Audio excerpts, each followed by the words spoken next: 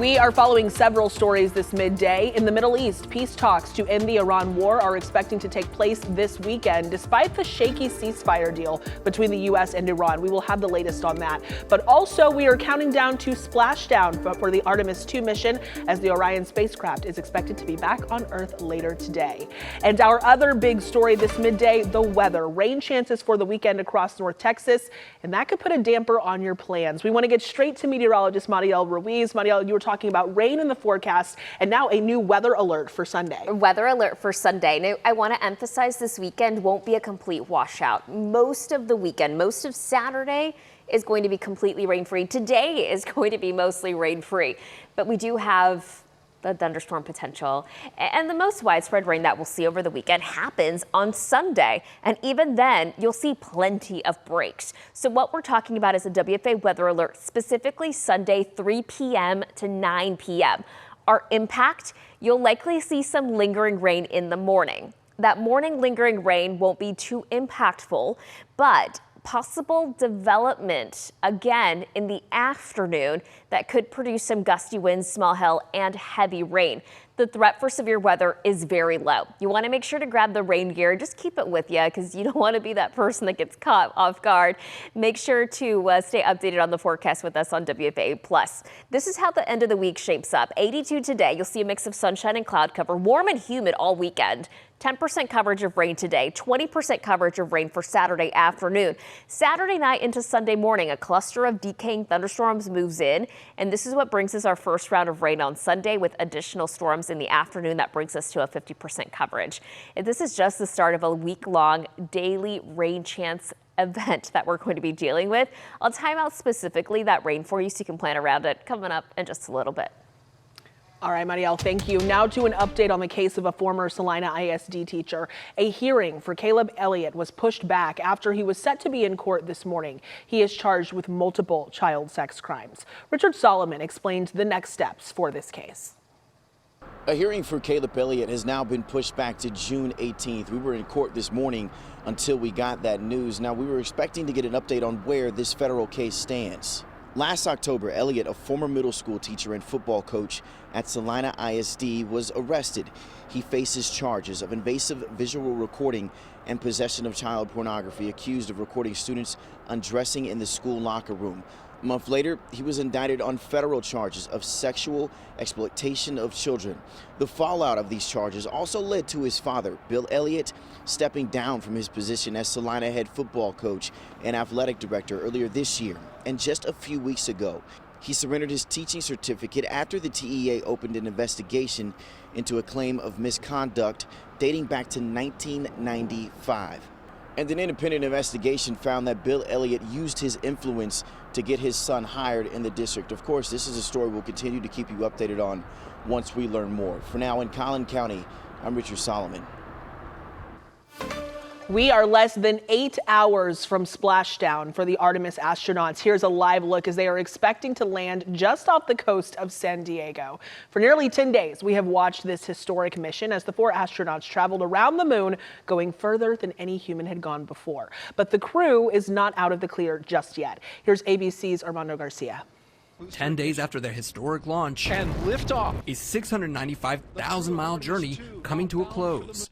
The Artemis II crew expected to splash down in the Pacific Ocean tonight after a harrowing ride home through the Earth's atmosphere. This is one of the most dangerous parts of the mission, the other one being the launch itself. The astronauts on board making their final preparations. We were asked, what are we looking forward to? And I said splashdown, and it's kind of humorous, but it's literal as well, that we have to get back. The Orion spacecraft will hit Earth's atmosphere at 24,000 miles per hour, nearly 400,000 feet above the ocean. The craft's heat shield protecting the astronauts on board from temperatures of up to 5,000 degrees. And during the worst of the heat, a planned communications blackout. Mission Control will not be able to speak with the crew or hear from them. Man, I'm going to tell you, it's 13 minutes of things that have to go right. It's more in my head about an hour and a half of things that have to go right. A recovery team will be in place to receive the crew as parachutes help them land in the water. 2 helicopters will hoist the astronauts up and bring them to a ship for medical evaluation before they board an aircraft to NASA's Johnson Space Center in Houston. Once there, they'll finally reunite with loved ones. What we really hoped in our soul is that we could, for just a moment, have the world pause and remember that this is a beautiful planet in a very special place in our universe, and we should all cherish what we have been gifted. And after splashdown, NASA scientists will be dissecting information learned from this out-of-the-world mission to expand long-term exploration of the moon and beyond.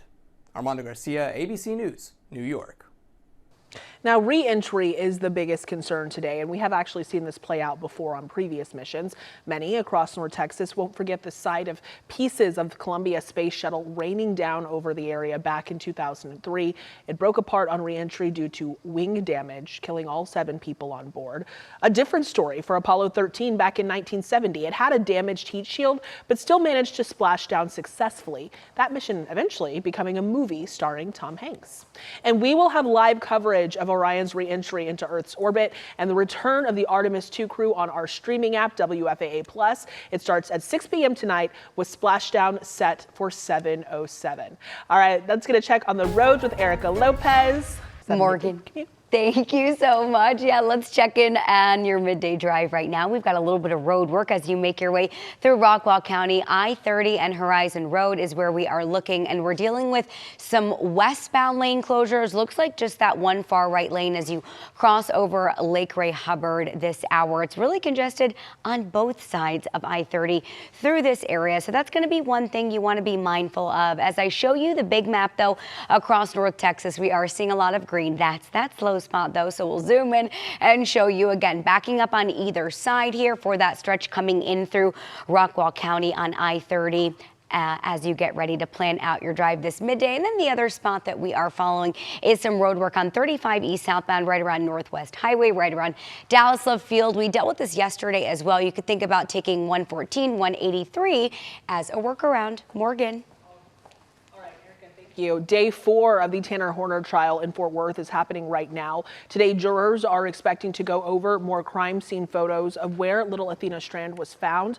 This comes after an emotional day in court. On Thursday, a Texas Ranger testifying that Horner told different stories about how Athena died in 2022.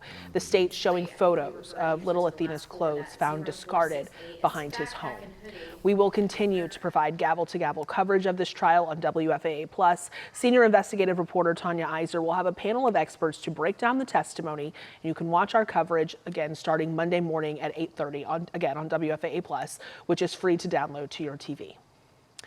Well, rapper Gucci Mane appears to be breaking his silence on claims that fellow rapper Pooh Shiesty and 8 others kidnapped and robbed him, but not directly. Tell the truth, you went out like a real crash diamond. And after all that, boy, you still signed to me? I thought it was a business meeting, but it was a setup. Gucci Mane just released that song. It's called Crash Dummy, that appears to reference this incident. Investigators say Pooh Shiesty, whose real name is Lontrell Williams Jr., and 8 other suspects planned the robbery, which happened back in January. All 9 suspects are facing charges. Williams Jr. remains in jail.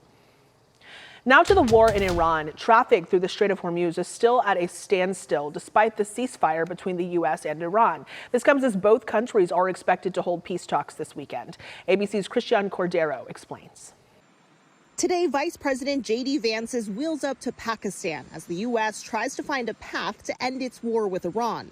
If the Iranians are willing to negotiate in good faith, we're certainly willing to extend the open hand. If they're going to try to play us, then they're going to find that the negotiating team is not that receptive. The crucial peace talks come as Iran accuses Israel of violating the temporary ceasefire agreed upon earlier this week. Israeli attacks targeting Iranian-backed Hezbollah militia targets in Lebanon have killed hundreds of people this week alone and displaced more than 1 million. Vance insists Lebanon is not part of the ceasefire agreement, but a source tells ABC News President Trump told Israeli Prime Minister Netanyahu to scale back its strikes and open direct talks with Lebanon. Still, the strikes continue today. This video, captured by a 13-year-old girl on social media, shows the moment a busy shopping area in Beirut was fired upon Wednesday. Israel says Hezbollah has retaliated with more than 50 rockets launched into northern Israel. Also in the region today, British Prime Minister Starmer, who spoke with Trump last night about navigating the Iranian-controlled Strait of Hormuz, where a fifth of the global oil supply passes through. A couple of weeks now, we've been pulling together a coalition of countries, now over 30 countries, working on a political and diplomatic plan, but also looking at military capabilities. Iran says the strait is back open to all vessels, but data shows yesterday only 7 ships passed through. Here in Washington, Democrats are pushing to vote on a war powers resolution, which would require congressional approval before any future military actions. It is not expected to pass the Republican-led Senate. Christiane Cordero, ABC News, Washington.